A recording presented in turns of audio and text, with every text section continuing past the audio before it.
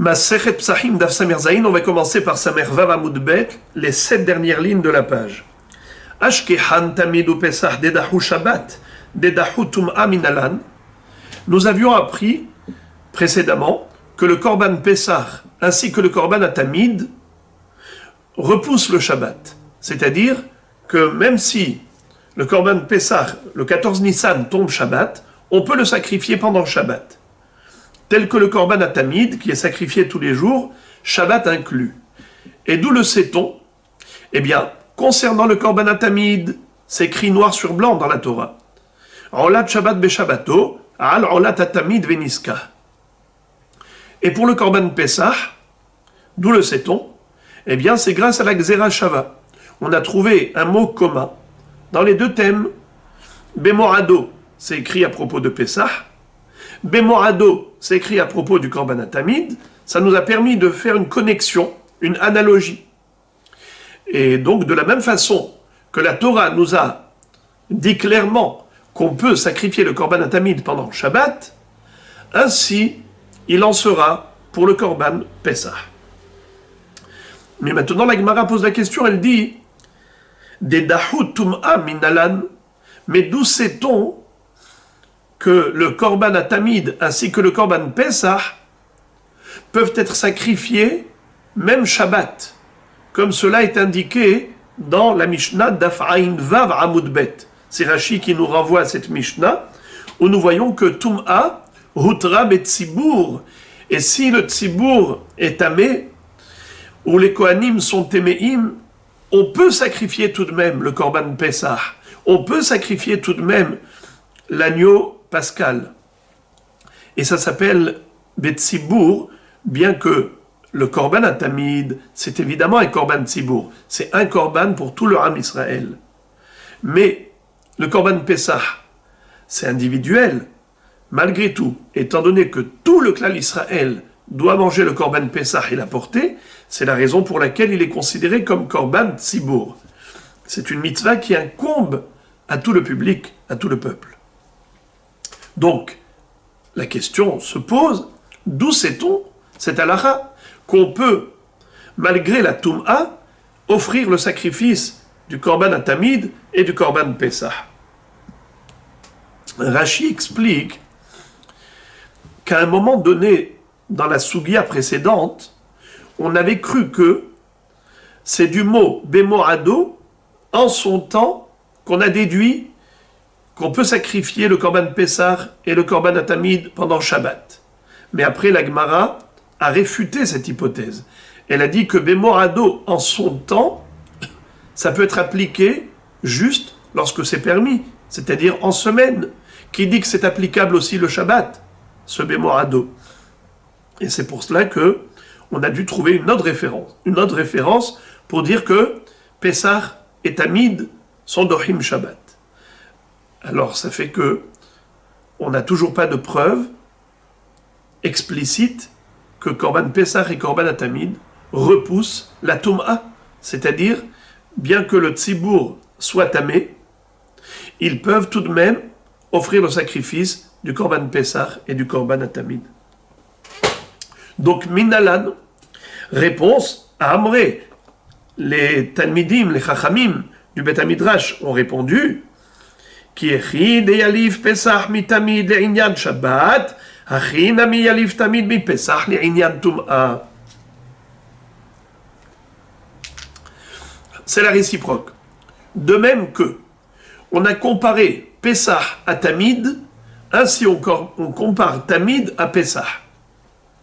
On avait comparé, grâce au mot Bemorado, qui nous permettait de faire la Gzera Shava, c'était le mot commun, on a dit de la même façon que le Korban Atamid est d'Oré Shabbat, comme c'est écrit clairement, Olat Shabbat Beshabbato, Al Olat Atamid Veniska, il en est de même pour le Korban Pesach. Il est d'Oré Shabbat. Mais maintenant, on va dire le contraire. Comme le Korban Pesach, il peut être sacrifié Betum'a, si le Tzibur est tamé, ainsi le Korban Atamid, on peut le sacrifier Betum'a. Si tous les Kohanim sont tamés, ils peuvent tout de même le sacrifier.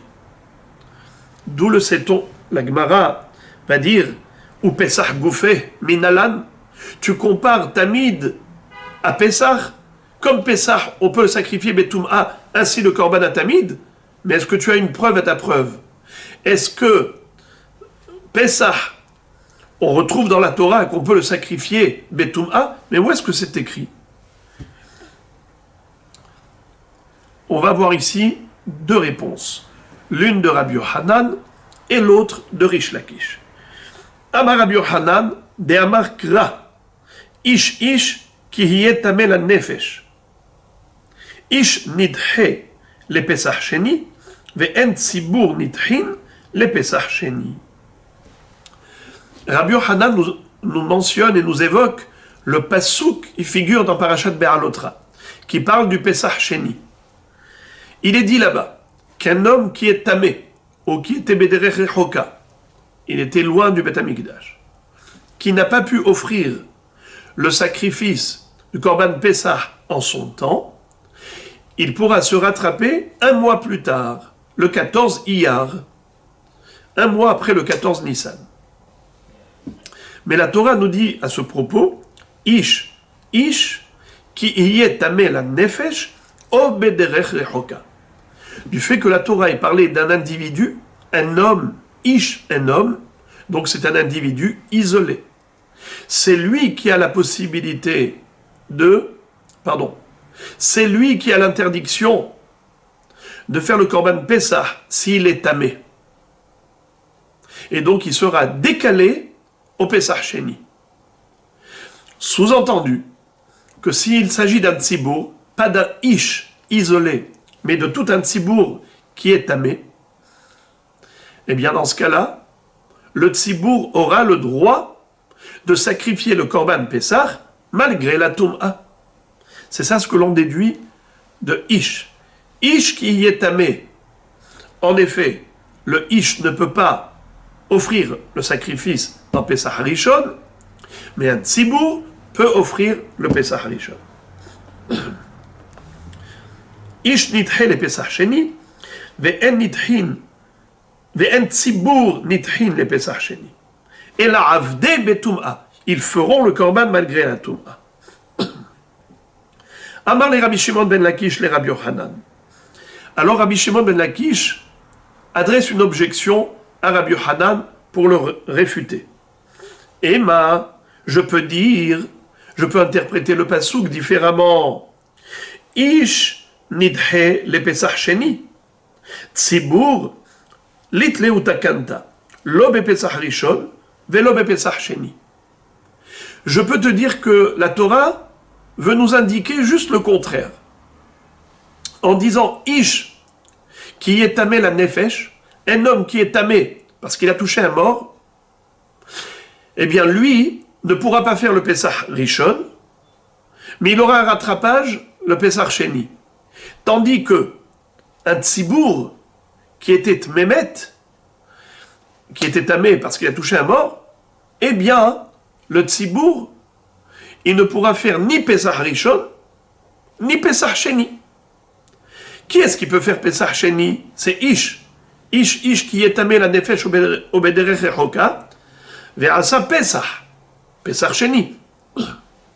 Tandis que un tzibour, il peut faire peut-être il ne peut faire ni Pesach Rishon, ni Pesach Sheni. C'est-à-dire, tu as deux façons de comprendre le diouk de Ish velo tzibour, soit la kula, soit la humra. Rabbi Yochanan te dit la kula. Qui est-ce qui a l'interdiction de faire le korban betum'a, le korban Pesach Rishon, quand il est tamé? C'est un Ish. Mais si c'est un tzibour, il a le droit de faire Pesach Rishon, malgré la tum'a. Rish Lakish te dit, mais non, tu peux interpréter le pasouk dans le sens de la humra. Et quand tu peux interpréter le pasouk dans le sens de la humra, il faut choisir la humra plutôt que la kula. Et quel est le commentaire de ce pasouk, la humra?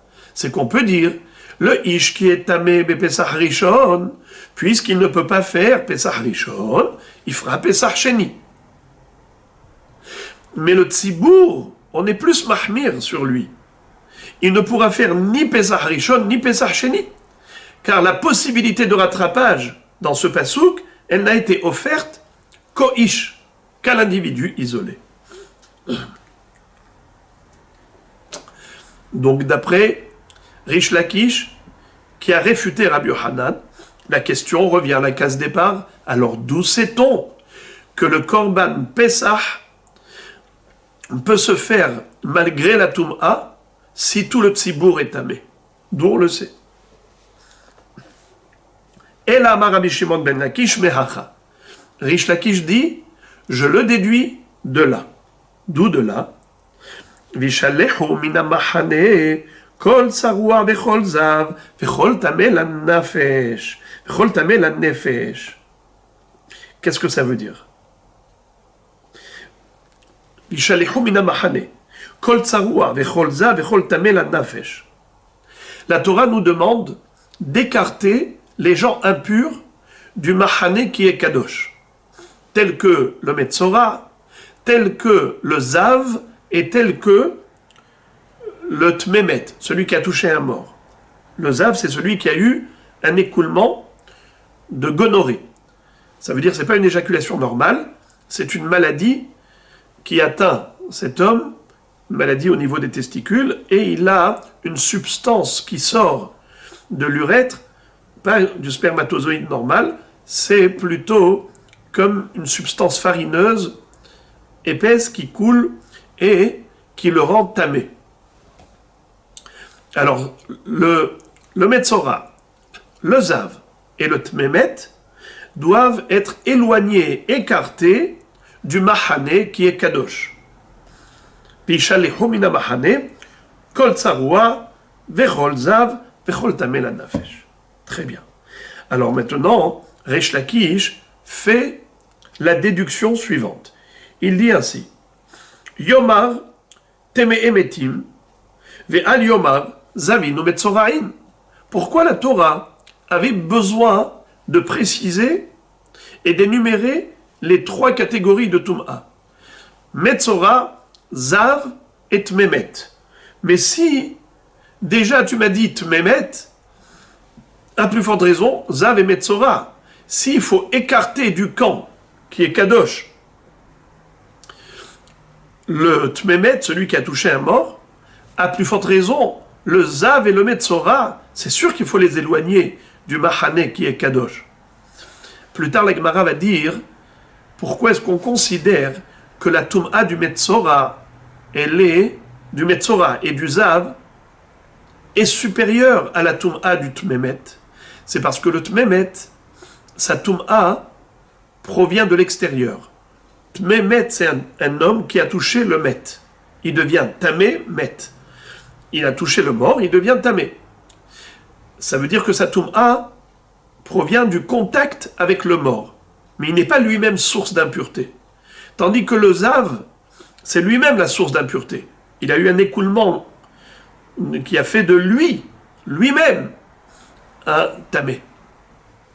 Ou le Metzora, il a une tache de lèpre dans son corps, il est lui-même tamé. Ce sont eux la source de Tum'a. C'est pas juste par contact avec un élément tamé. C'est pour cela que il était amplement suffisant de nous dire que même un Tmemet doit être écarté du Mahane Kadosh, à plus forte raison, Zav et Metzora. Pourquoi la Torah avait besoin de l'écrire? C'est pour nous faire une allusion. Comme quoi le Pesach, Betzibour, si le Tzibour est tamé, Tmemet, si tout le Tzibour est Tmemet, ou la majorité du Tzibour, on peut faire le Korban Pesach malgré tout. Comment? Par cette question-là. אני אומר, אם טמאי מתים משתלחים, זבים ומצורעים לכל שכן, אלא יש לך שעה שזבים ומצורעים משתלחים, ואין טמאי מתים משתלחים, ואיזה? זה פסח הבא בטומאה. Qu'est-ce que ça veut dire? Rashi explique la kavana de Rish Lakish. Il a fait une déduction ingénieuse du fait que la Torah est écrit qu'il faut renvoyer du Mahane Kadosh les trois, le Tmemet, le Zav et le Metzora, en général, alors qu'on n'avait pas besoin d'écrire les trois, c'est pour nous dire qu'il existe un moment où on va renvoyer que les deux et pas le Tmemet. On va lire le dernier Rashi de la page. Zavin ou Metzorain, Hamorim itme'emetim. Le Zav et le Metzora, ils ont une Toum'a plus grave que la Toum'a du Tmemet.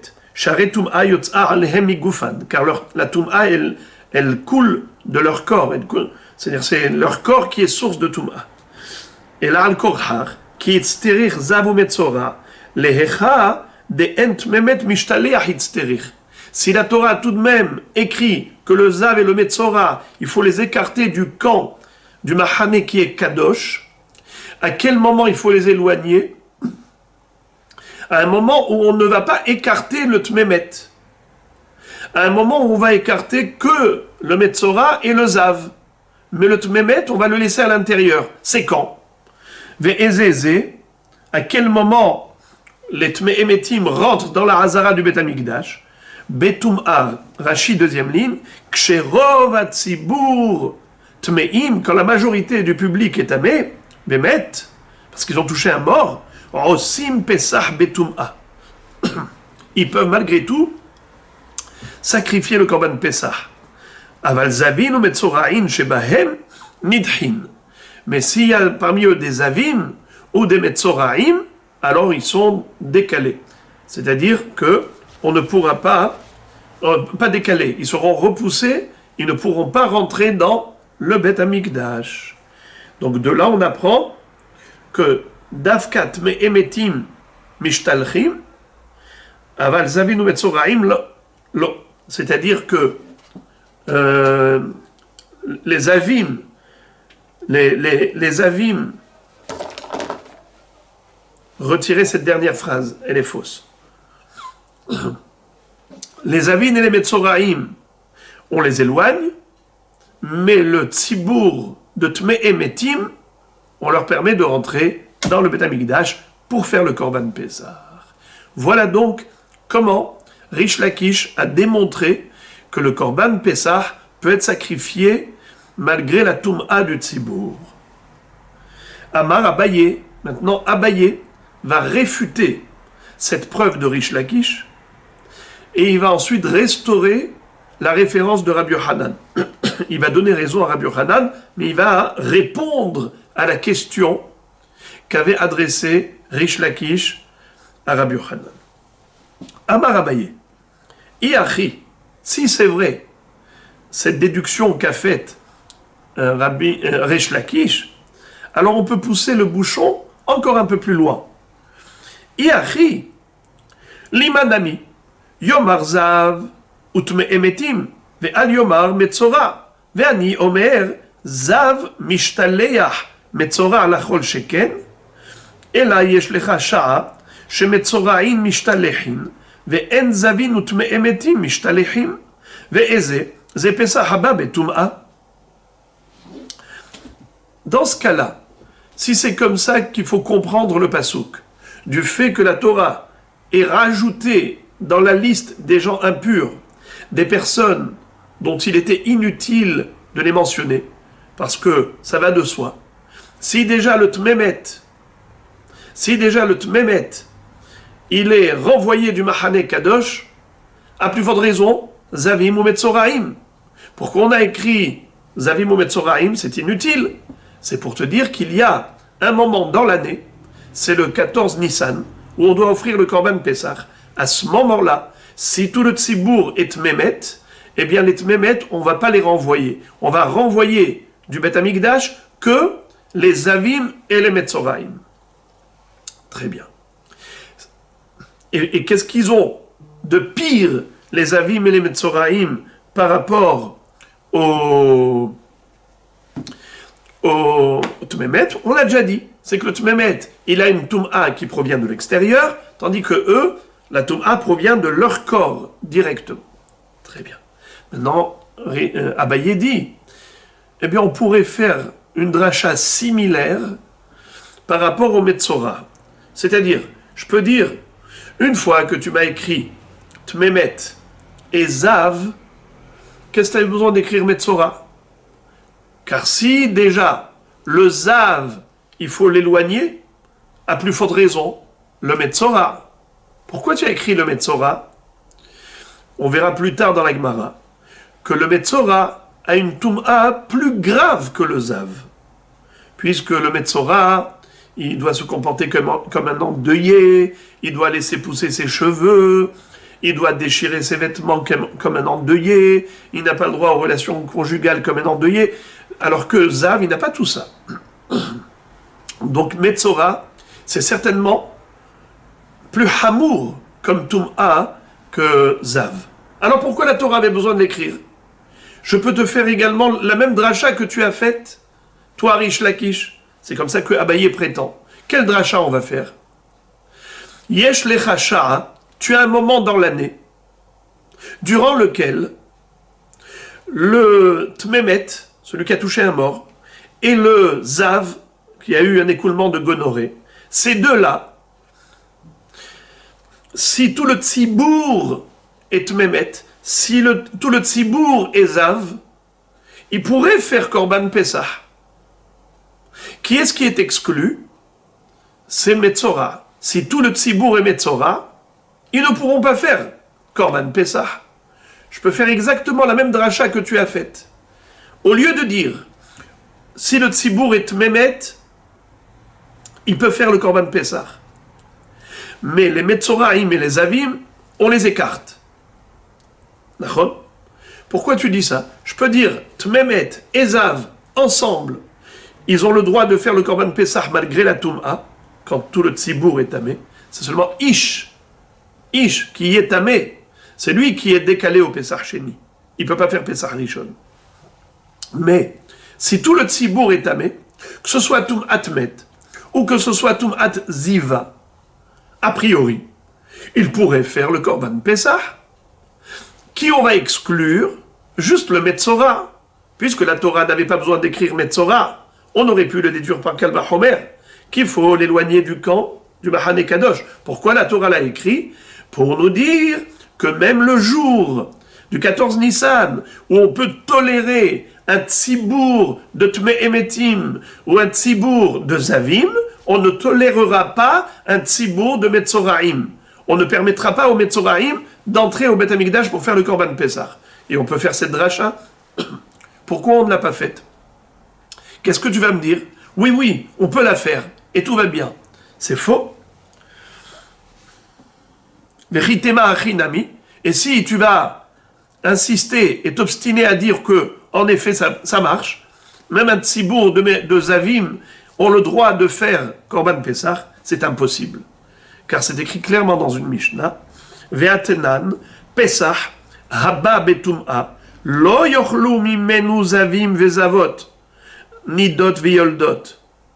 C'est écrit clairement qu'un Korban Pesach qui a été fait parce que le tzibour était tamé, tmemet, alors il n'y a que les tmeemetim qui peuvent en manger, mais pas les avim, les avot, les nidot, nida, et yoledet, une femme qui vient d'accoucher qui est tmea. Par contre, s'ils ont mangé, Bediaravad, ils ne sont pas hayav karet, et plus tard nous verrons dans la Gemara pourquoi ils ne sont pas passibles du retranchement, bien qu'en général quelqu'un qui est tamé, qui a mangé un korban, il est hayav karet. Pourquoi ils ne sont pas hayav karet? Ils ne sont pas sanctionnés. Mais tout de même, ils sont frappés d'interdiction, comme on vient de dire. Le tmemet, le tzibour tmemet peut en manger, mais le tzibour zav ou metzora ne peuvent pas en manger. Alors, donc c'est sûr que la dracha qu'a fait Rish Lakish, elle ne tient pas la route. C'est la réfutation de Abaye. Alors, Abaye maintenant va donner raison à Rabbi Yohanan. Et il va dire, Ela Amar Abaye, Le'olam Mikra Kama. Il faut revenir au premier pasouk. Le pasouk que nous a enseigné Rabbi Yohanan. C'était quoi le pasouk? Ish, Ish. ki hiye tameh la nafesh, o bederech rechoka, ve'asa pesach.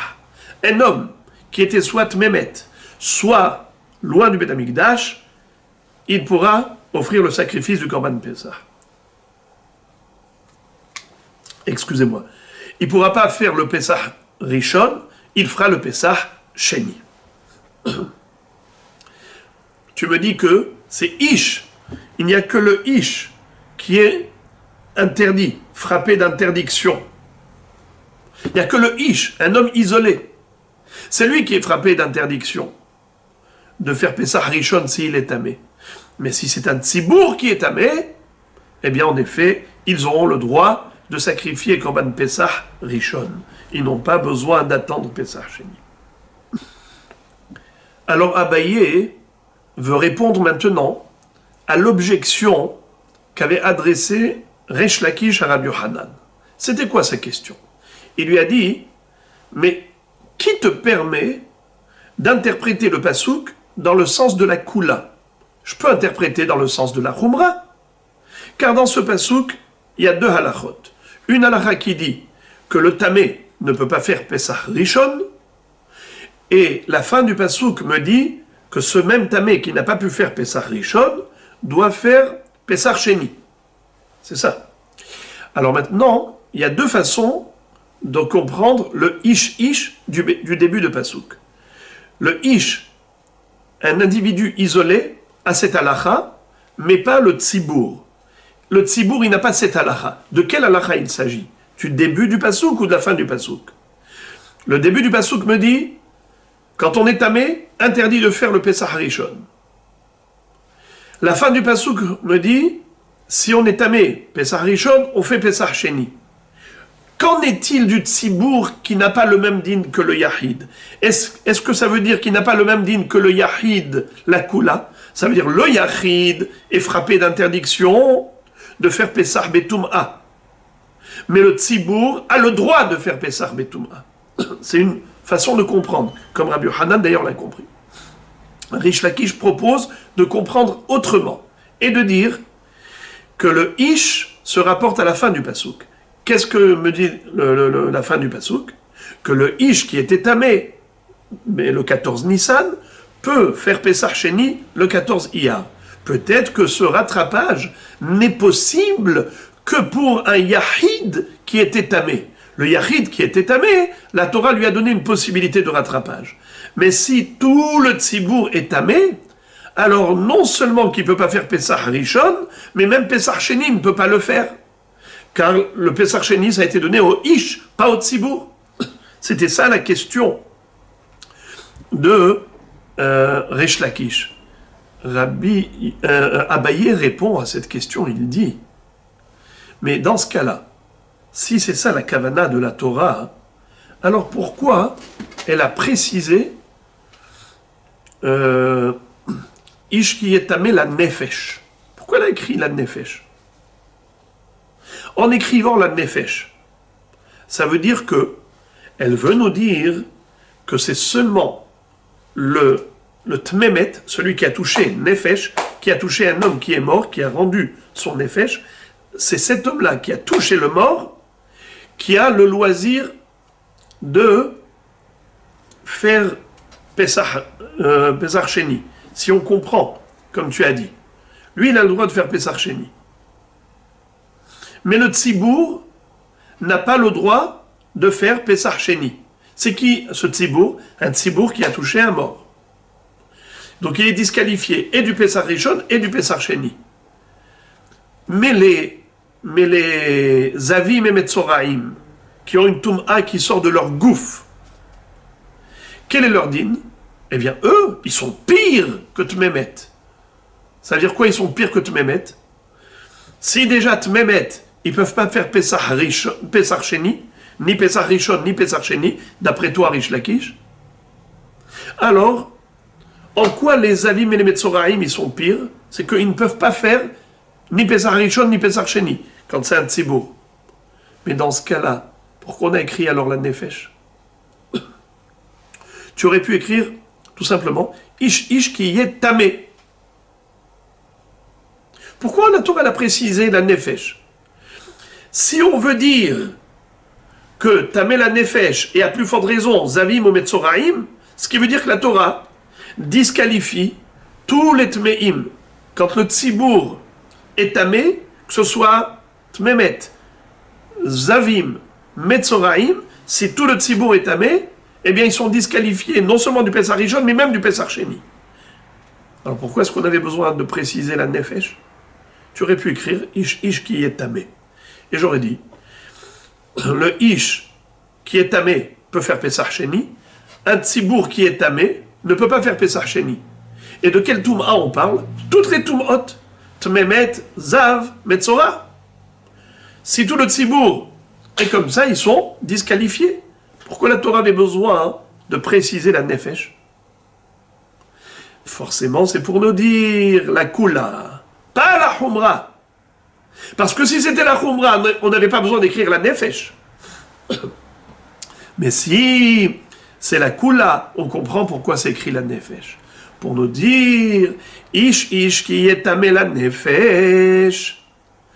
Un homme qui est tamé met ne peut pas faire Pessah Rishon.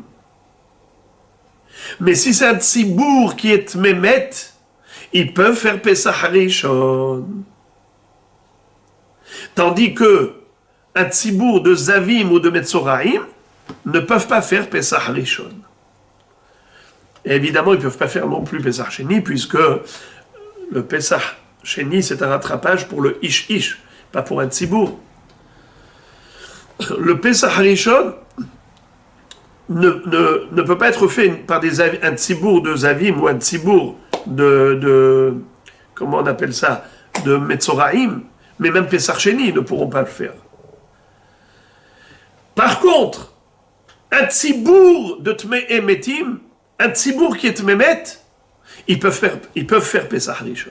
Voilà pourquoi la Torah écrit la Nefesh. Parce que sinon, à quoi ça sert d'écrire Ish Ish qui est Tamé la Nefesh? Alors, la Gemara propose une réponse. Je peux te dire que la Nefesh c'est écrit pour la raison suivante. Vechitema. Et si tu vas me dire, Hay la Nefesh, lehachi ou de'ata. Tu sais pourquoi la Torah a écrit la Nefesh? Pour nous enseigner le chidouche suivant peut-être. De quoi? Hatmemet ou denitha le pesach sheni. Aval she'ar teme'in lo. Peut-être que ça ne parle pas du tzibour. La nefesh, ish ish qui est tamé la nefesh, tmemet, ça nous parle du yahid. Le yahid qui est tmemet a la possibilité de rattrapage dans le Pessah Sheni. Mais un yahid qui est tamé zav, ou un tamé qui est metzora, peut-être qu'il peut faire ni Pessah Rishon et ni Pessah Sheni. C'est pour ça que la Torah a écrit la Nefesh, pour dire qu'il n'y a que pour un Tmemet qui a un Pessah de rattrapage, pas pour Zav et Metzora. La Gemara dit c'est impossible. Pourquoi? Tanya, c'est une braïta meforeshet. Yachol lo yiyu osin Pesach Sheni elat me'emetim v'she'aya bederech rechoka. Zavin ou Metzorain ou Bo'ale Nidot Minain, Talmud Lomar Ish Ish. Si tu vas me dire que, en effet, si jamais le Tamé c'est un Metzora, le Tamé c'est un Zav, alors lui, il n'a pas de rattrapage possible, il fera ni Pessah Rishon ni Pessah Sheni. C'est impossible parce que la Braïta nous dit clairement qu'on apprend d'une autre dracha que pas seulement Tamé la Nefesh, un Tmemet, a une possibilité de rattrapage avec le Pessah Sheni, mais même un Metzora et un Zav. Et d'où je l'apprends? De Ish Ish. Alors on aurait pu croire que c'est par la répétition. Ish Ish. Donc le premier Ish, c'est Tmemet, le deuxième Ish, c'est Zav et Metzora. Mais c'est faux. Rashi nous dit que c'est du mot qui y est, des mots qui y est. Regardez Rashi, en plein milieu de la page.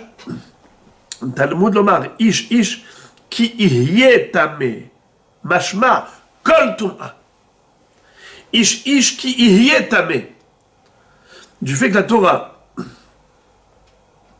a écrit ki ihye tameh, elle n'a pas écrit tout simplement ish qui est ish tameh la nefesh. Ish tameh la nefesh. Ou bien, comme dit Rashi encore, inami ish ki gar bemet. Ou dire tout simplement un homme qui a touché un mort. Ish ki gar bemet. Pourquoi elle a écrit un langage farfelu? Ish qui est tameh la nefesh. Qui est tameh la nefesh. Dis-moi, ish qui gar bemet. Ah, c'est pour faire allusion à toutes sortes de Tum'a. Même le Metzora, même le Zav, qui n'ont pas pu faire Pesach Rishon, ils ont une possibilité de rattrapage avec Pesach Sheni, exactement comme un Tmemet. Alors, la Nefesh des Katavra Hamana Lamali. Alors, dans ce cas-là, maintenant, pourquoi la Torah a écrit la Nefesh, puisque finalement, il n'y a plus de différence entre Zav et Metzora et Tmemet pour le Pesach Rishon. Ils sont tous disqualifiés et ils ont tous la possibilité de faire Pesach Sheni. Alors pourquoi la Torah a écrit la Nefesh? C'est pour nous dire la Nefesh des Katavra Hamana la Mali et la Harika Amar. Ish nithe le Pesach Sheni ve'en tzibur nitha le Pesach Sheni et la Avde betum'a. C'est seulement un individu isolé qui ne peut pas faire Pesach Rishon, il est obligé de passer au Pesach Sheni à cause de la Tum'a, mais c'est seulement parce qu'il est Ish Tamé. Mais si c'était un Tzibur Tamé, ils n'ont pas besoin d'attendre Pesach Sheni, ils peuvent faire déjà Pesach Rishon. Vechi Avde Tzibur betum'a bitmemet aval she'ar tum'ot lo avde. Et cette tolérance qu'on vient d'indiquer par rapport au Pesach Rishon, comme quoi un Tzibour qui est tamé peut faire Pesach Rishon, c'est uniquement tamé la nafesh, uniquement tmemet. Alors là, le Tzibour qui est tmemet peut faire Pesach Rishon. Mais un Tzibour qui est tamé par Tsaraat ou par Ziva ne pourra pas faire Pesach Rishon. Et puisque on n'a pas donné de Pesach Sheni à un Tzibour de toutes les façons, Ish qui est tamé la nafesh au Bederechoka ve'asa Pesach, ve'asa Pesach au singulier, et un Tzibour ne peut pas faire Pesach Sheni. Il n'y a pas de Pesach Sheni pour un Tzibour du tout. Ça n'existe pas. Pesach Sheni, c'est que pour le Yahid. Alors, un Tzibour de Zavim, un Tzibour de Metzoraim n'ont pas de Takanta. Ils n'ont aucune possibilité de faire Pesach. Ni Pesach Rishon, parce que c'est écrit Dafka, Tamé la Nafesh. Yahid ne peut pas. Tzibour de Tamé la Nafesh, où il peut faire un Korban Rishon, Pesach Rishon. Tandis que un Tzibour de Metzoraim ou de Zavim, non.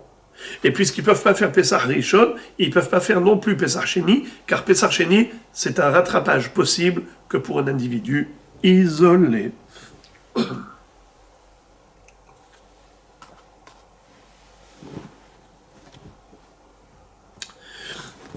Alors on a compris la structure. On a cherché à savoir d'où sait-on que un Korban Pesach peut se faire Betum'a si c'est tout le Tzibour qui est tamé. De la même façon qu'on peut le sacrifier pendant le Shabbat, on peut aussi le sacrifier Betum'a.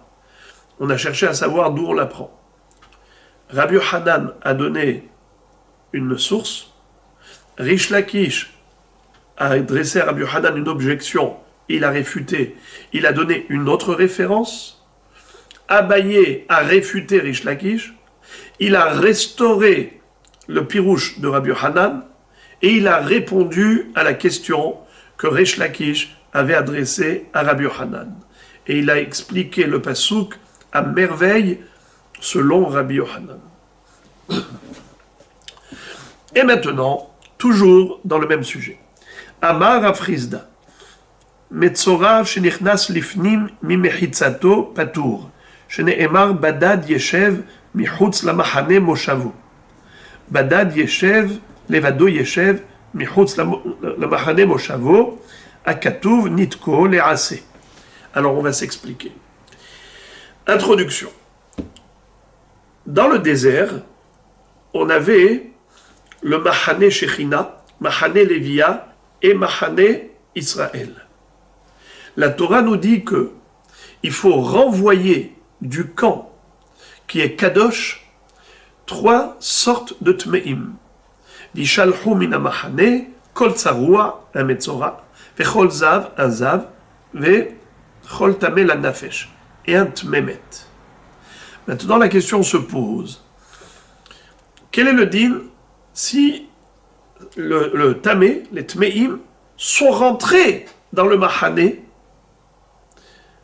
Par exemple, un Metzora est rentré dans le Mahane qui était Kadosh. Il a transgressé le Issour. A priori, il devrait recevoir 39 coups. Pourquoi? Parce que, à part la mitzvah assez de Vishalihu mina Mahane, Kol Tsarua, Vechol Zav, Vechol Tameh la Nafesh, qui est une obligation de quitter les lieux, mais il y a également un lave, Velo Yetameu et Mahanehem. Je vous lis le pasuk. Mizachar ad nekeva teshallehu el michutz lamachane teshallehum velo yetameu et machanehem asher ani shochen betocham.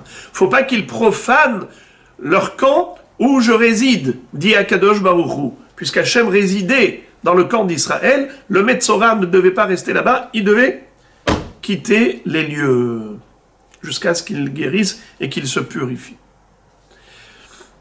Maintenant, quel est le din si le Metzora a transgressé ce Issour et il est rentré dans le Mahane, malgré sa Tum'a? Est-ce qu'il va recevoir 39 coups? A priori oui, puisqu'il a transgressé le lave de Velo Yetameu et Mahanehem. Rav Chizda nous dit un chidouche. Non, il n'y aura pas de malkout. Pour quelle raison? Parce que c'est un lave hanitak le'aseh. Ça veut dire quoi, lave hanitak le'aseh? On a une règle. En général, pour toute infraction, toute transgression d'un lave, d'un interdit, la personne doit recevoir 39 coups. Mais si la Torah a donné un moyen de réparation, alors il n'y aura pas 39 coups, il y aura juste la réparation à assumer. Exemple. La Torah nous dit l'otigzol, ne vole point. La personne a volé. Est-ce qu'elle va recevoir 39 coups? Réponse non. Pour quelle raison? Car la Torah a donné un moyen de réparation. Veheshiv et agezela asher gazal. L'homme va devoir rembourser ce qu'il a volé. Rendre l'objet volé ou l'argent. Puisque la Torah a donné une mitzvah assez pour réparer le lot assez, il n'y a pas de malkout. Ça s'appelle lave hanitak le'aseh. Un lave qu'on peut réparer par le assez. Eh bien, là aussi, nous dit Rav Chizda, c'est pareil.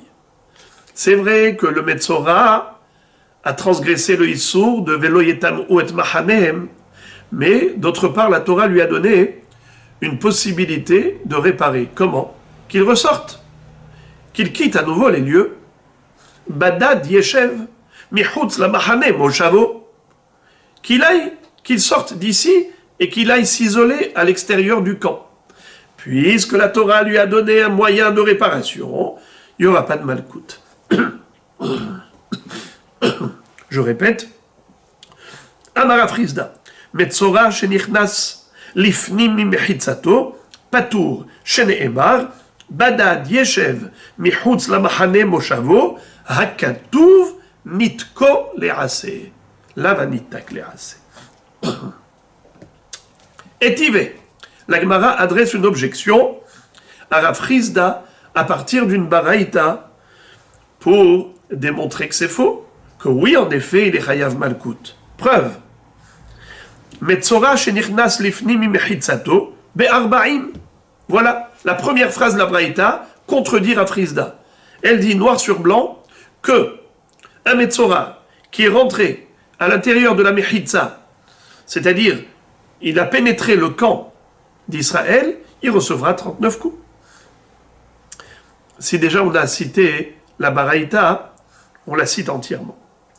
Zavim vezavot shenichnesu lifnim imechitzatan be'arbaim. Également, un zav et une zava qui sont rentrés dans le Mahane Kadosh, là où ils n'avaient pas le droit de pénétrer, ils recevront 39 coups. La Braïta continue et nous donne des détails par rapport aux lois de Touma. Et elle dit Tmemet, mutar likanes le Mahane Levia. Velot memet bilvad, amru, et là afilu met atzmo. Shene'emar, vaikach Moshe, et atzmot Yosef immo bimchitzato. La Braïta conclut par l'enseignement suivant. Elle dit, un homme qui a touché un mort, il s'appelle Tmemet. Il est tamé à cause du Met. Il a le droit de rentrer, pas seulement dans le Mahane Israël, mais même dans le Mahane Lévia. Dans quel lieu il n'a pas le droit de rentrer? C'est dans le Mahane Shechina, dans le Beth Amikdash. Il est bon de rappeler quelle était la structure du Ham Israël, le camp d'Israël, dans le désert. On avait 3 Mahanot. Le Mahane Shechina au centre, c'était le Mishkan. Tout autour, on avait Mahane Lévia, les 4 familles de Lévi. Gershon, Kehat et Merari, et Moshe et Aaron avec leurs enfants. Donc autour du Mahane Shechina, Mahane Lévia, Shevet Lévi. Et tout autour, on avait les 12 tribus. Mahane Israël. 3 tribus dans les 4 coins, dans les 4 points cardinaux. Au nord, au sud, à l'est et à l'ouest. 3 de chaque côté, 3 fois 4, 12. Qu'est-ce que nous enseigne ici la Baraïta? Elle nous dit, un Tmemet a le droit de se retrouver dans le Mahane Lévia. Juste, il n'a pas le droit de rentrer dans Mahane Shechina. Il peut rentrer non seulement dans Mahane Israël, mais même dans Mahane Lévia. Il a le droit de s'installer, le Tmemet. Juste qu'il ne rentre pas dans Mahane Shechina. D'où on apprend Moshe Rabbeinu. C'était un Lévi. Il avait touché les ossements de Yosef. Il avait porté le cercueil de Yosef, donc il était Tmemet. Et pourtant, il s'est installé dans le Mahane Lévia, autour du Mishkan. Et la Braïta nous dit encore mieux. Elle nous dit, non seulement l'homme qui a touché le mort peut rentrer dans Mahane Lévia, mais même le mort lui-même. On peut prendre le cercueil et le mettre dans le Mahane Lévia. Preuve, Moshe Rabbeinu, il avait pris le cercueil de Yosef Hatzadik avec lui. Vaikach Moshe et Atzmot Yosef, Imo. Que veut dire Imo avec lui? Imo bimchitzato. Donc il a fait rentrer même le cercueil, les ossements de Yosef, le mort lui-même, dans Mahane Lévia. Entre parenthèses, il faut le savoir que lorsqu'on est arrivé en Eretz Israël, on avait également la même configuration. Le Beth Amikdash, autour du Beth Amikdash, on a Mahane Lévia, c'est le Har Habayit, le mont du temple. Et tout autour du mont du temple, on a Yerushalayim. Yerushalayim s'appelle Mahane Israël. Mahane Shechina, Beth Amikdash. Mahane Lévia, c'est le Har Habayit, le mont du temple. Mahane Israël, c'est Yerushalayim. Mais pas seulement Yerushalayim. Toutes les villes qui ressemblent à Yerushalayim, c'est-à-dire qui étaient entourées d'une muraille depuis l'époque de Yehoshua bin Nun. C'est un statut de Mahane Israël et par conséquent, c'est un makom kadosh. Et je ne veux pas maintenant donner les détails à ce propos, car je voudrais qu'on l'apprenne dans le texte, dans la Gemara. Donc, ici s'arrête la question. On adresse à Rav Hizda une grande kouchia. Comment tu peux dire que un Metzora qui est rentré dans le Mahane Kadosh, il ne recevra pas 39 coups? Pour quelle raison? Parce que c'est un lave hanitak le'aseh. Bien qu'il ait enfreint le lave, mais il a une possibilité de réparer sa avera en sortant de là. Lav, anitak, l'erasé.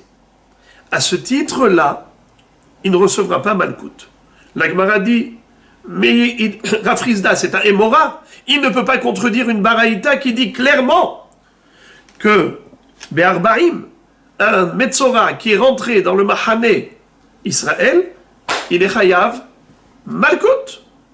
Alors comment Rafrizda peut dire le contraire? Réponse. Tana Ehi. En fait, Rafrizda s'appuie sur un autre Tana parce que c'est une mahloket entre deux Tanaïm. Certes, dans cette Baraïta, il est écrit que le Metzora recevra Malkout. Mais Rafrizda qui a dit qu'il n'aura pas de Malkout, parce que c'est un Lavanita Klerasé, il s'appuie sur un autre Tana qui est le suivant. Detania. Badad Yeshev, Levado Yeshev, Shelo Yut Me'im Acherim Yoshvim Imo. יכול יהיו זבין וטמאי מתים משתלחים למחנה אחת, תלמוד לומר ולא יטמאו את מחניהם, ליתן מחנה לזה ומחנה לזה, דברי רבי יהודה. Rabbi Yehuda nous dit que ici, dans cette configuration, comme on a compris, il y a Mahane Shechina, Mahane Levia, Mahane Shechina, Mahane Levia, Mahane Israël. En fait, nous avons trois catégories de Tmeim. Tmemet, Zav et Metzora. Le Tmemet, c'est le plus léger. Ensuite, il y a le Zav qui est plus Hamour. Ensuite, le Metzora qui est encore plus Hamour. Le Tmemet est le plus léger parce que ce n'est pas une Tum'a Migoufo. C'est une Tum'a par contact. Alors que le Zav, c'est une Tum'a Yotzet Migoufo. Le Metzora, c'est non seulement Tum'a Migoufo, mais il a des halachot qui font de lui un tamé qui est plus hamour que le zav. À ce titre, maintenant, chacun va se retrouver dans un autre espace. Le tmemet, on lui interdit Mahane Shechina. On le fait sortir du Mahane Shechina, il peut s'installer dans Mahane Levia. Le zav, on l'éloigne et on le met, on lui dit, tu ne peux pas rester dans Mahane Lévia, tu es obligé de t'installer dans Mahane Israël, pas dans Lévia ou Shechina. Le Metzora, on lui dit, les trois espaces sont interdits. Israël, Lévia, plus forte raison Shechina. D'où Rabbi Yehuda déduit cette répartition. Il déduit du passouk suivant. Premièrement, Badad Yeshev. Comment il s'appelle? Le Metzora, Badad Yeshev, il doit se retrouver tout seul. Que veut dire tout seul? Pas avec les autres Tmeim. Sous-entendu, les autres Tmeim n'ont pas à être avec le Metzora. Parce que eux vont se retrouver à l'intérieur, pas avec lui, à l'extérieur du Mahane Israël. Donc déjà on a compris que le Metzora, il est tout seul en dehors du Mahane Israël. Maintenant, il nous reste combien de Tmeim? Zav et Tmemet. Est-ce que eux peuvent être dans le même espace? Non. Velo yetameu et mahanehem. Pourquoi mahanehem au pluriel?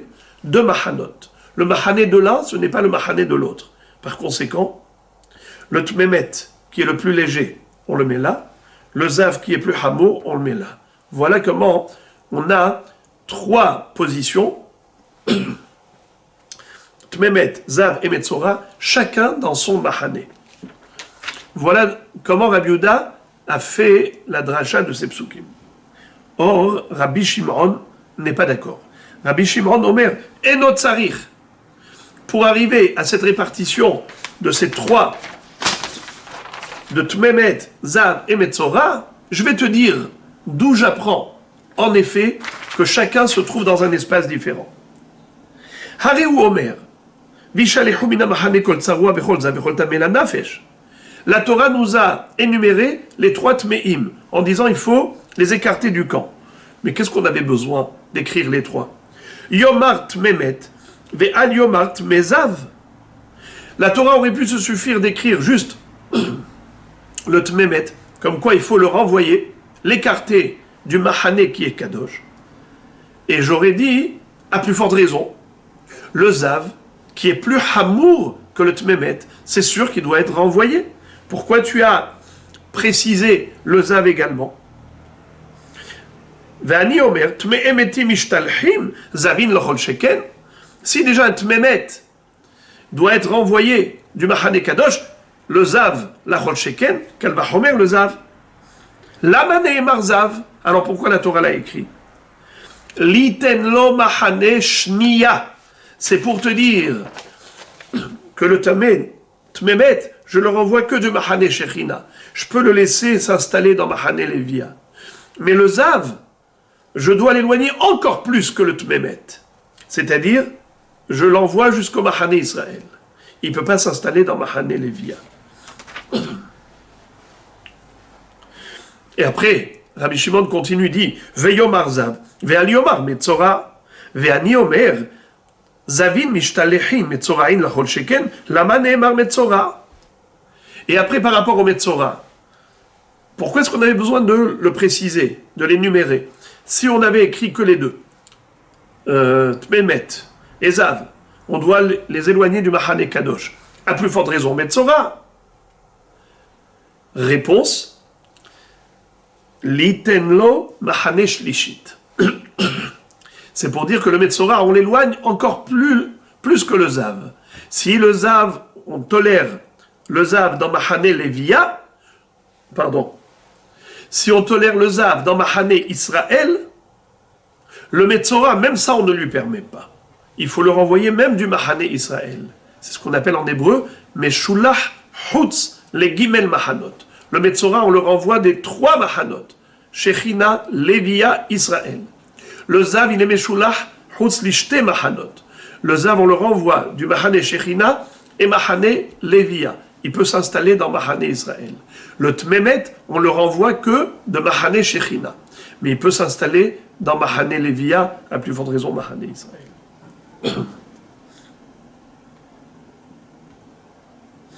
Maintenant, Kshéu Omer Badad Yeshev, Hakatouv Nitko Le'ase. Rabbi Shimon te dit, alors à quoi il sert le pasouk Badad Yeshev? Michutz la Mahane Moshavo. Ça, c'est une mitzvah assez. Pour réparer le lave. Si jamais le Metzora est rentré Be'issour dans le Mahane, Israël ou Lévia ou autre, on ne va pas lui donner une malkoute. Pourquoi? Parce qu'il peut ressortir. Un Metzora qui est rentré dans Mahane Israël, on ne va pas lui donner malkoute. Il peut ressortir. C'est ça l'avanita kle'ase. Donc Rabbi Shimon dit clairement que Badad Yeshev Michutz la Mahane Moshavo, c'est un assez qui vient réparer le lave, et c'est comme ça que le Metzora va échapper à la malkoute. Donc il a dit exactement comme a dit Rafrizda. Donc Rafrizda s'appuie sur Rabbi Shimon Bar Yochai. Tandis que Rabbi Yehuda lui dit que c'est pas un lavanita kle'ase. Car Badad Yeshev Michutz la Mahane Moshavo, c'est pour nous enseigner le din que le Metzora, il doit être Michutz les Shalosh Mahanot. C'est ça ce que c'est venu nous enseigner. Pas que on peut réparer le lave avec ça. Donc, la marloquette entre les baraïtot, c'est ce qui nous permet de voir que c'était une marloquette Tanaïm, en effet, et Rafrizda s'appuyait sur Rabbi Shimon. Maintenant, la Gemara va se livrer à l'analyse de cette baraïta. La baraïta nous a dit de manière très évidente que le tmemet, c'est la toum'a la plus légère. Ensuite, on a le zav, qui est plus hamour que tmemet. Ensuite, on a le metzora, qui est plus hamour que les deux. Maintenant, la Gemara va chercher à savoir quelle est la humra particulière qu'on retrouve chez l'un par rapport à l'autre. Commençons. On est dans les 4 dernières lignes de la page. Maï humre des zav mitememet. Tu as commencé par me dire que le zav il est plus hamour que le tmemet. En quoi? Shekentum ayotza alav migufo. C'est ce que je vous avais dit avant, c'est de là que je l'ai pris. Le zav, il a une toum'a qui coule de source, qui sort de son corps. Il a eu un épanchement. Et de ce fait, puisqu'il a eu un écoulement de gonorrhée, c'est ce qui a fait de lui un homme qui est tamé. Tandis que le tmemet, c'est pas une toum'a qui sort de lui-même. C'est pas son corps qui est tamé. Juste son corps a reçu une toum'a de l'extérieur par contact avec le mort. La Gemara dit,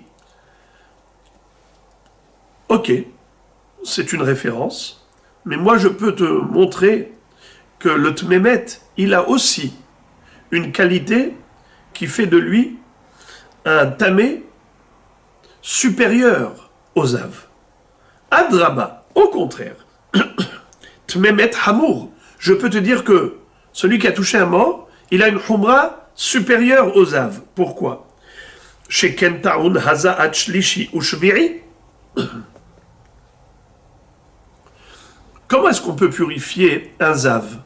Eh bien, il va au mikvé. Comment est-ce qu'on peut purifier un tmemet? Ça ne suffit pas le mikvé. Il faut aussi une aspersion avec les eaux lustrales, c'est-à-dire les eaux de source qu'on a mélangées aux cendres de la vache rousse. Et faire mepara, maïm, mehatat, c'est-à-dire l'eau de l'aspersion, les eaux dans lesquelles on a mélangé les cendres de la vache rouge, de la vache rousse, et on va asperger le tmemet pour le purifier. Alors, tu vois que le tmemet est plus hamour que le zav. Le zav, ça lui suffit mikvé. Alors que le tmemet, il a besoin aussi de la haza'a, de l'aspersion. Shlishi ou shviri, le 3e jour et le 7e jour des 7 jours d'impureté. La Gemara considère que cette objection est une vraie réfutation. Alors, elle va nous proposer autrement, de manière à ce que cette question se résorbe. Amarkra tamé vechol tamé les rabot mesheretz. C'est-à-dire, dans le passouk il est écrit le mot vechol tamé. Vishalhu minamahane kol sarua vechol zav vechol tamé la nafesh. Il faut renvoyer du camp, pas seulement les Metzoraïm et les Avim, mais même tous ceux qui ont touché un mort. Vechol tamé la nafesh. Pourquoi elle a écrit Vechol tamé la nafesh? Elle aurait pu écrire Vetamé la nafesh. Le mot Vechol, c'est pour inclure même un tamé sheretz. Pas seulement celui qui a touché un mort, qui est avi avot atum'a, mais Vechol, ça vient rajouter, inclure même celui qui a touché un reptile mort. Quel est le rapport entre les deux? C'est que les deux, leur tum'a, elle arrive par le biais d'une contamination, par contact avec une source d'impureté.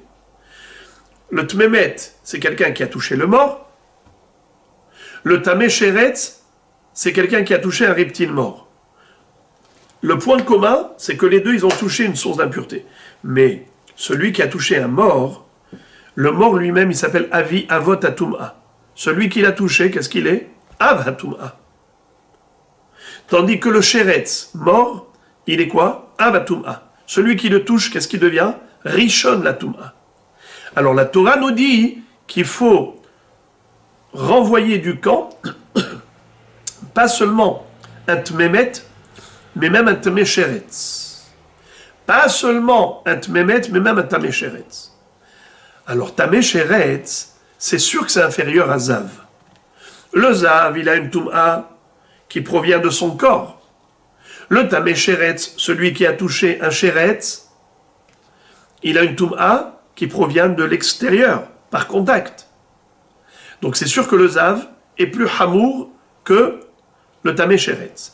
Seulement, là, tu ne peux plus réfuter comme tu avais réfuté précédemment.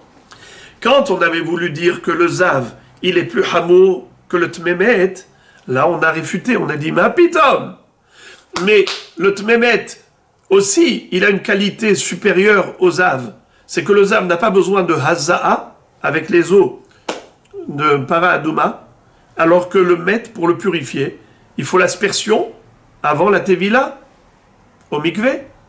Donc, ce n'était pas possible de dire que le zav, il est plus hamour que le tmémet. Mais le zav est plus hamour que tmé sheretz. Car le tamé sheretz n'a pas besoin de haza'a pour être purifié. Ça lui suffit la tevila, comme le zav. Seulement le zav, il a quelque chose de plus. C'est que lui, c'est une tum'a yotzet migufo, alors que le tmé sheretz, c'est pas une tum'a yotzet migufo. Alors là, kalva homer. Si déjà tamé sheretz, je dois le renvoyer du mahane, à plus forte raison le zav. Pourquoi la Torah avait besoin d'écrire le zav également? C'est de là que Rabbi Shimon a déduit que le zav, il doit se placer dans un autre mahane. Le tamémet, il peut s'installer dans mahane Lévia. Juste, faut pas qu'il rentre dans mahane Shechina. Mais le zav, ni mahane Shechina, ni mahane Lévia. Il doit aller au mahane Israël. Très bien. Après, on a dit, alors juste, je l'ai dit oralement, mais la Gemara le dit clairement, elle dit comme ça. Amarkra tamé vechol tamé, les rabots tamé sheretz, vezav hamour mi tamé sheretz, umay humre, kede amran. C'est quoi la humra du zav par rapport au tamé sheretz? Comme on l'a déjà dit, c'est-à-dire tum'a ayotzet migufo. Le zav, c'est une tum'a qui provient de son corps, tandis que tamé sheretz, ça provient de l'extérieur, en touchant le sheretz. La Gemara dit quoi? Adraba, sheretz hamour, sheken metame be'ones. Je peux te dire que la tum'a du sheretz, elle est plus forte que la tum'a du zav. Pourquoi? Car le zav, il n'est pas tamé si la tum'a qu'il a eu be'ones. Dans Nida, dans Kiddushin, on retrouve cette halakha, Beshiv'a drachim bodkim et azav. Un zav, quand est-ce qu'il est tamé? Que si l'écoulement de gonorrhée est arrivé naturellement. Zovo bipsaro, naturellement. Mais si c'est à cause d'un facteur étranger, Beholi, Bikfitsa, Bemar'e, Beirur, Bema'achal, Bemishte, toutes sortes de facteurs qui ont fait qu'il était anus. Malgré lui, c'était pas naturel. Eh bien, dans ce cas-là, il n'est pas tamé, le zav. Alors, la Gemara dit, alors j'ai une réfutation. Qui te dit que le zav est plus hamour que le tamé sheretz? Je peux te dire que le tamé sheretz est plus hamour que le zav. Pourquoi? Car le zav, il n'est pas tamé be'ones.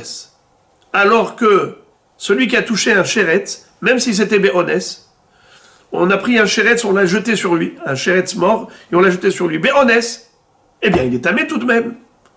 Alors, je peux te dire que le tmé sheretz, il est plus hamour que le zav. Réponse. Amre, ki ay gavna, zavnami, tamouye, metame be'ones, ke de Rav Huna, de amar Rav Huna, re'iya rishona shel zav, metam'a be'ones. Alors la Gemara donne une réponse. Et elle dit qu'en effet, le zav est plus hamour que tamé sheretz. Ah, qu'est-ce que tu as dit? Mais tamé sheretz, il est nitma be'ones, alors que le zav, il n'est pas nitma be'ones. Alors Rashi nous explique que le zav, il a trois situations. Re'iya rishona, re'iya shnia, re'iya shlishit. Un zav qui a eu un premier écoulement. Il est tamé combien de temps? Un seul jour. Comme un Baal Keri, un seul jour. Il va au mikvé, le soir il est tahor. S'il a eu deux écoulements, il est tamé 7 jours, ce qu'on appelle Zav Hamour.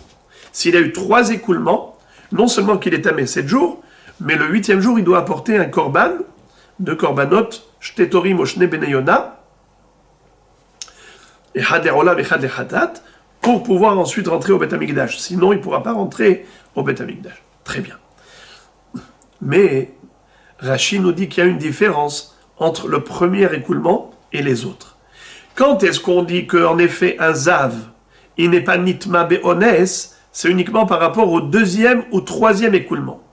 Mais le premier écoulement qui le rend zav kal, comme un Baal Keri, pas un zav hamour de 7 jours, eh bien à ce moment-là, afilou be'ones, il devient tamé pour 1 jour. Comme un Baal Keri. Un Baal Keri, est-ce qu'on distingue entre une éjaculation be'ones ou beratson, ou naturelle ou autre? Il n'y a aucune différence.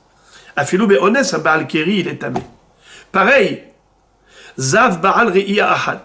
Un zav qui a eu un seul écoulement, c'est comme un Baal Keri. Afilou be'ones, tamé yom echad. Donc, on ne peut pas dire que le Tmei Sheretz est supérieur au zav Baal Re'iya Ahat. Que le Tmei Sheretz afilou be'ones, alors que le zav, il est tahor be'ones. Ce n'est pas vrai. Pour la première Re'iya, il est tamé afilou be'ones. Donc forcément, zav est plus hamour que Tmei Sheretz. Et donc si zav est plus hamour que Tmei Sheretz, pourquoi la Torah avait besoin d'écrire Vishalchu mina machane kol tsarua vechol zav vechol tamé la nafesh?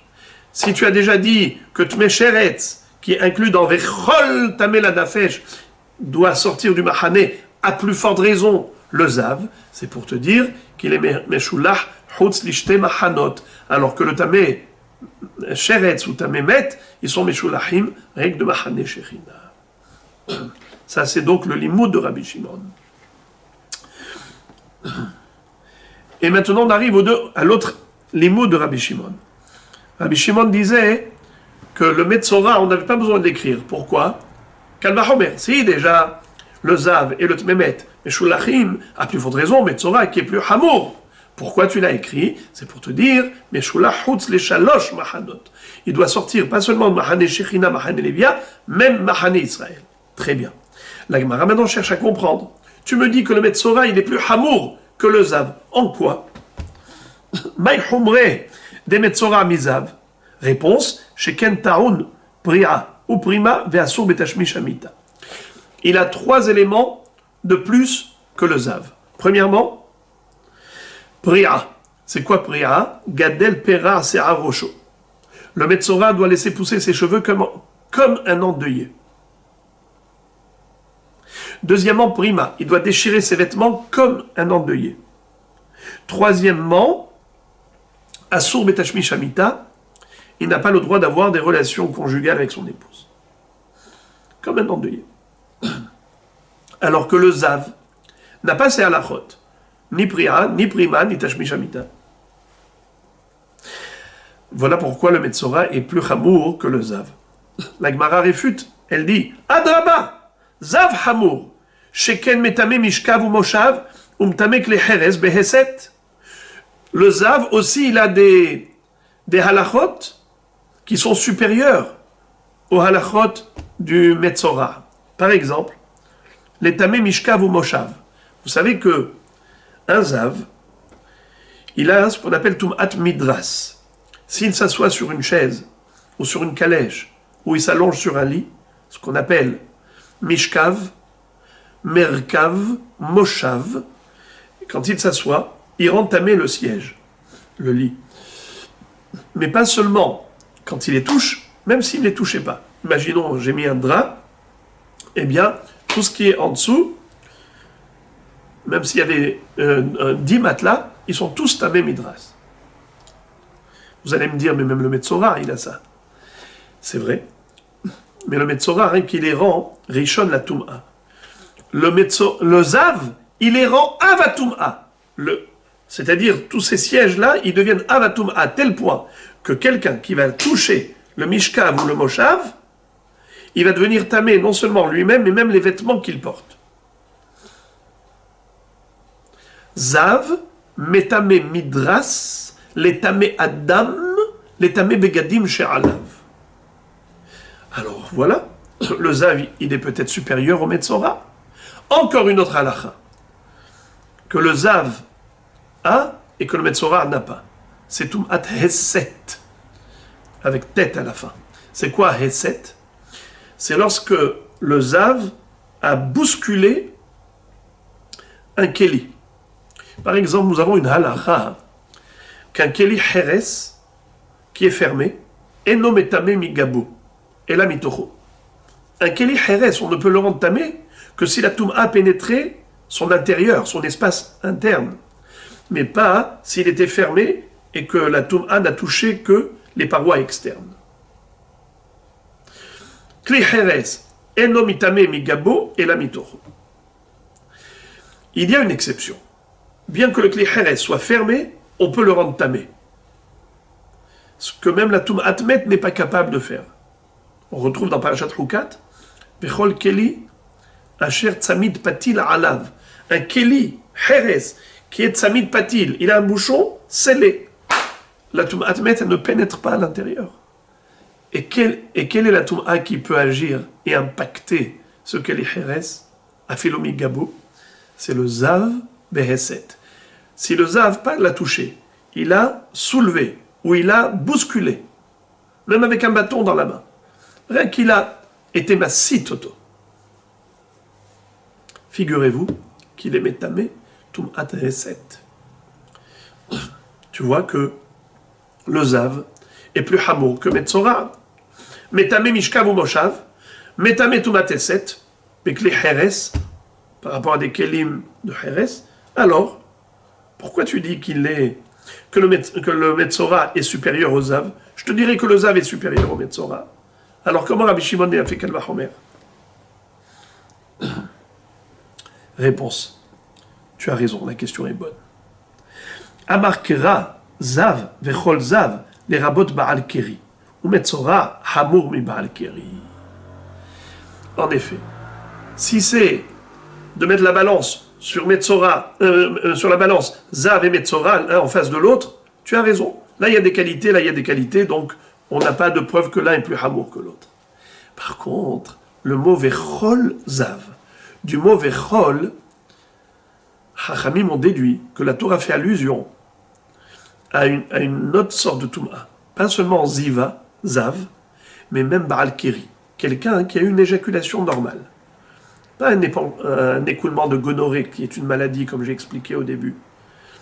Il a eu une éjaculation normale, s'appelle Baal Keri, il est tamé. Même lui, il doit sortir du Mahane Lévia. Pas seulement du Mahane Shechina, même du Mahane Lévia.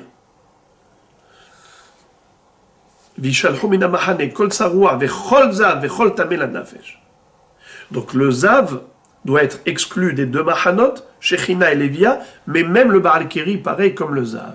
Alors maintenant, mets sur la balance. D'un côté le Metzora, de l'autre côté le Baal Keri. Qui est plus grave? Qui est-ce qui a des halachot les plus graves? Qui est le plus hamour? Évidemment, le Metzora. Car le Baal Keri n'est pas métamé mishkav ou moshav. Le Baal Keri n'est pas métamé beheset. Donc il n'a pas toutes ces qualités du Zav. Donc le Metzora, c'est sûr qu'il est plus hamour que le Baal Keri. Nachon? La Gemara dit Umay humre kede amran. Et quelle est la humra du Metzora par rapport au Baal Keri? Kede amran, comme on l'a déjà dit. Qu'est-ce qu'on avait déjà dit? Priya, prima, tashmishamita. Le Metzora, il est frappé de 3 interdictions. Premièrement, il n'a pas le droit d'avoir une relation conjugale avec sa femme. Il doit déchirer ses vêtements et il doit laisser pousser ses cheveux, comme un endeuillé. Et ça n'existe pas chez le Baal Keri. Voilà pourquoi on avait dit qu'il est plus hamour. La Gemara dit Adraba. Au contraire, je peux te dire que le Baal Keri est plus hamour que Metzora. Comment? Chez Ken Metame Bemachehu, on retrouve une halacha de Humra chez le Baal Keri que le Metzora n'a pas. Laquelle? C'est le shi'ur pour devenir tamé. Quel est le shi'ur de la tache de lèpre pour qu'un Metzora devienne Metzora? Il y a un minimum, kagris, comme la taille d'une fève, grissine. Quel est le shi'ur d'éjaculation du zera du Baal Keri? Eh bien, pour devenir tamé, même une goutte la plus petite. Machéou. Il n'y a pas de minimum. Puisqu'il n'y a pas de minimum, ça veut dire que la Toum'a du Baal Keri est plus grave que la Toum'a de Tsaraat. Tzaraat, il y a un minimum. Pachot Mika Gris, il est tahor. Alors que Baal Keri, même Kol Shehu, il est tamé. Alors qui te dit que il faut faire ce Kalvachomer? Si déjà Baal Keri doit sortir il doit sortir des Machanot, à plus forte raison, Metzora, Mapitom. Je peux te dire que Baal Keri est plus hamour que Metzora. Réponse. Savarla qui est Rabbi Nathan. Rabbi Shimon, il pense comme Rabbi Nathan. Que quoi? Détania, Rabbi Nathan Omer Mishum Rabbi Ishmael. Rabbi Nathan nous a enseigné au nom de Rabbi Ishmael. Zav, Tsarir, Ki Hatimat Pi Ha'ama, Velo Hodu Lo Chachamim. Dans cette braïta, il y a une mahloket entre Rabbi Nathan et Chachamim. Chachamim disent que Béhémet, le Baal Keri, n'a pas de shi'ur, fait le kol shi'ur. Mais Rabbi Nathan nous dit que oui, il y a un shi'ur qui est pi ha'ama. Comment il dit? Qui est hatimat pi ha'ama. C'est quoi hatimat pi ha'ama? Ama, c'est la verge. Pi ha'ama, c'est l'urètre, c'est-à-dire la fin de l'urètre. Et d'où sort l'éjaculation? Si le zéra qui est là-bas est d'un shi'ur, si le zéra qui est sorti est d'un shi'ur suffisant pour boucher l'urètre, qui est hatimat pi ha'ama, alors dans ce cas-là, c'est un shi'ur hashuv pour devenir tamé. Si c'est moins que ça, il n'est pas tamé. Il n'est pas Baal Keri. Ce Baal Keri n'est pas tamé. Alors, Tosfot dans Masechet Shabbat nous disent que, étonnamment, le shi'ur de Hatimat Pi Ha'ama, c'est supérieur au shi'ur de Kagris, du Metzora. Donc, tu vois que le Baal Keri, il a un shi'ur qui est exigé pour devenir tamé. Et donc, qui est plus hamour? Le Metzora est plus hamour que Baal Keri. Car le Baal Keri, quand est-ce qu'il sera tamé? Que s'il a eu du Zera, Keshi'ur, Hatimat, Pi Ha'ama. Comme il est écrit, Ehtim Besaro et Zovo. Comme le Zav. C'est-à-dire, ça c'est indigne du Zav. Et comme le Zav, il a ce Shi'ur, même le Baal Keri, pareil. C'est ça ce qu'on veut dire. Détania Zav Tsarir Ke Hatimat Pi Ha'ama. Velo Hodu Lo Chachamim. Veit Kashle. Baal Keri, les Zav. Et il y a un Hekesh pour comparer Baal Keri au Zav. Si le Zav, il a un Shi'ur minimal, pareil le Baal Keri, Shi'ur minimal. Donc, puisque le Zav n'est pas tamé Bechol Shehu, d'après Rabbi Nathan, et Rabbi Shimon y pense comme Rabbi Nathan. Voilà pourquoi on a dit que le Metzora est plus hamour que Baal Keri. C'est pour cela que Rabbi Shimon avait fait un Kalvachomer. Très bien. Si maintenant on résume les drachot, quel dracha on a fait de Vechol Tamé la Nafesh? Que veut dire le Vechol? Tamé la Nafesh, c'est Tmemet, un homme qui a touché un mort. Le Vechol, qu'est-ce qu'il me rajoute? Tmesheretz, quelqu'un qui a touché un reptile mort. Le point commun, c'est que les deux, ils sont tamés par contact. Vechol Zav. Qu'est-ce qu'on a inclus avec le Zav? Zav, c'est un écoulement de gonorrhée. Qu'est-ce qu'on a rajouté avec le Vechol? Vechol Zav, Baal Keri. Maintenant, qu'est-ce qu'on fait avec Vechol Tsaroua? Tsaroua, ça Metzora. Vechol, qu'est-ce que c'est fait rajouter? On veut annexer qui au Metzora? Vechol Tsaroua la Mali. La Gemara nous dit quelque chose de très étonnant, c'est pas la première fois, c'est très rare qu'on retrouve dans la Torah une notion de Agav. C'est quoi la réponse d'Agmara? Agav. Aïde, Detane, Dirtiv, Kol Zav, Ktiv Nami Kol Tsaroua. Puisque la Torah a écrit Kol Zav, Kol Tamé la Nafesh, Alors, puisqu'elle a écrit le mot kol avec le zav, le mot kol avec le tamé la nafesh, alors il a écrit aussi kol avec le metzora, agav, au passage, dans la foulée. Ça veut dire qu'ici, le vechol n'a aucune dracha, n'avait pas raison d'être écrit. Mais on l'a écrit par symétrie, pour l'homogénéité du pasouk. Et d'ailleurs, on a écrit le vechol au début, vechol tsaroua, vechol za, vechol tamé la nafesh. Le vechol du début, par symétrie avec les deux vechol d'après. Très bien. Et maintenant, la Gemara va mettre en confrontation Rabbi Yehuda et Rabbi Shimon. D'où chacun a déduit la répartition des lieux par rapport aux trois Tmeim. On a dit il y a le Metzora, le Zav et le Tmemet. On a dit il y a trois espaces. Mahane Shechina, Mahane Levia, Mahane Israël.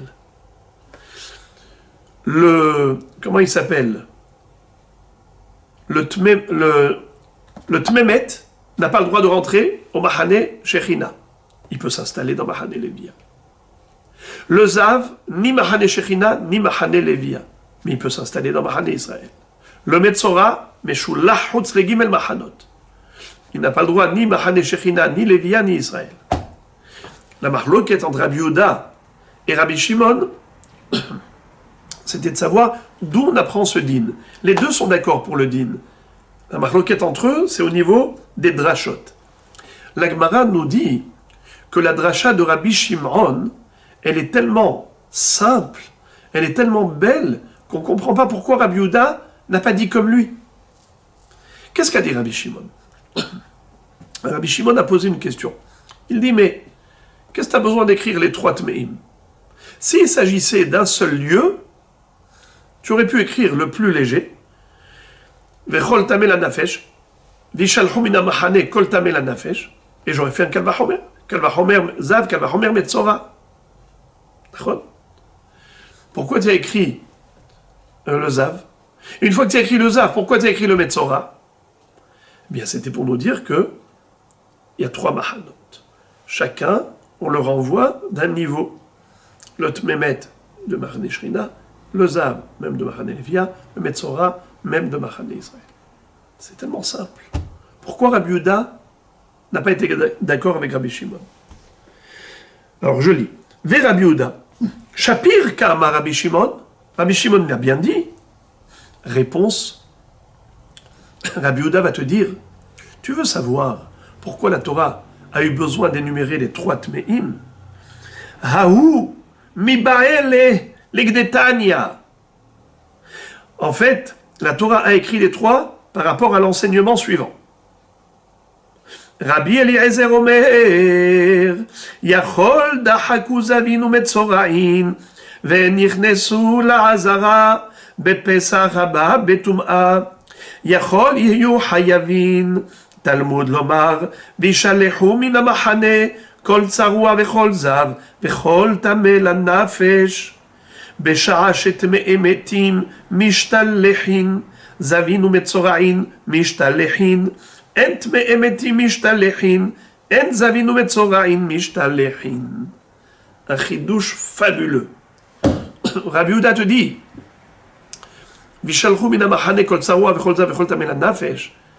c'est venu pour l'enseignement suivant, qui est celui de Rabbi Eliezer.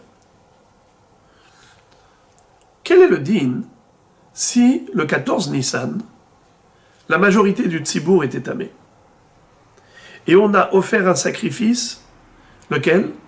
Le Korban Pesach Betum'a. Malgré la Tum'a, on a offert le sacrifice du Korban Pesach, on a apporté l'agneau pascal, et on l'a mangé Betum'a, et tout, et tout, et tout.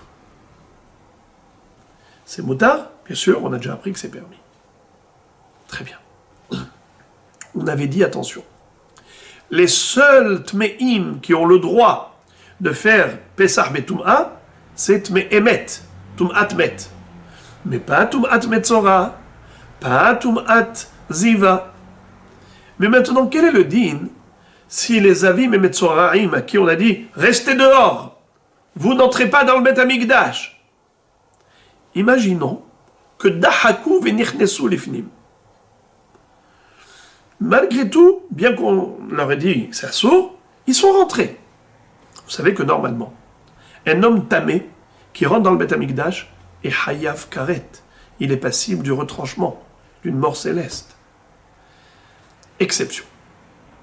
Bien que c'est assourd pour le Metzora et le Zav de rentrer dans le Beth Amikdash, mais s'ils sont rentrés dans le Beth Amikdash pour faire le Korban Pesach, Nichnesu vedahaku,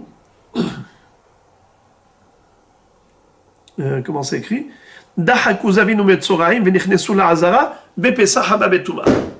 Lorsqu'on avait fait un Korban Pesach betum'a pour Tum'at Met, eux ils ont dit non, il n'y a pas que les Tmei Metim, même les Metzoraim, même les Avim, et ils sont entrés de force. Est-ce qu'ils vont être Hayav Karet? Réponse non. Pourquoi pas? D'où on apprend que non.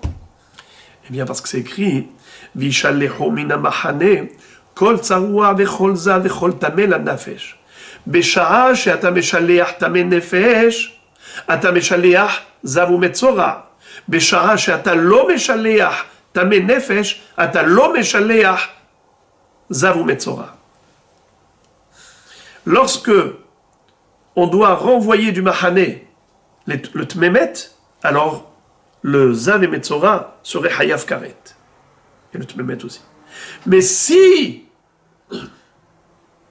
le Tmemet, on lui permet de rentrer dans le Beth Amikdash pour faire le Korban Pesach Betum'a, alors même le Zav et le Metzora, qui n'ont pas le droit normalement de rentrer, ils n'ont pas le droit. Mais ils ont transgressé le Issour, ils ne seront pas sanctionnés par la mort de Karet, par la mort céleste. Et Rashi dit que tout de même, ils ont un Issour lechatechila, comme ça dit Rashi, En zavinu metzoraim mishtalechin, shiluchan arishon bekaret, ou mihu lechatechila lo ishtaru. Mais lechatechila, ils n'ont pas le droit de rentrer. De hatame la nefesh galera hamana, de en tzibur nithin, habishartumot nithin. D'où on sait que c'est assour les khatrila de rentrer, parce que on a un autre passou qu'on a déjà dit. Ish ish ki yetameh la nafesh. Ish ish ki yetameh la nefesh. O bederech rechoka ve'asa pesach. Ish tameh la nefesh n'a pas le droit de faire pesach harishon. Mais tzibour tameh la nefesh peut faire un pesach harishon. On a dit dafkat tameh la nefesh. Tmemet. Mais un tzibour de Metzoraim, un tzibour de Zavim n'ont pas le droit de faire le Pessah. Mais bien qu'ils n'aient pas le droit, les Khatrila, mais Diravad, s'ils l'ont fait, ils n'auront pas Karet. Pourquoi? Car la Torah a comparé Tameh Nefesh au Metzora et Zav. Si le Tameh Nefesh n'a pas de Karet, c'est-à-dire tu peux lui tolérer de faire le Korban Pesach et tu lui permets, eh bien tu ne peux pas non plus donner Karet au Tsaroua et au Zav. Voilà donc pour aujourd'hui, Be'ezrat Hashem.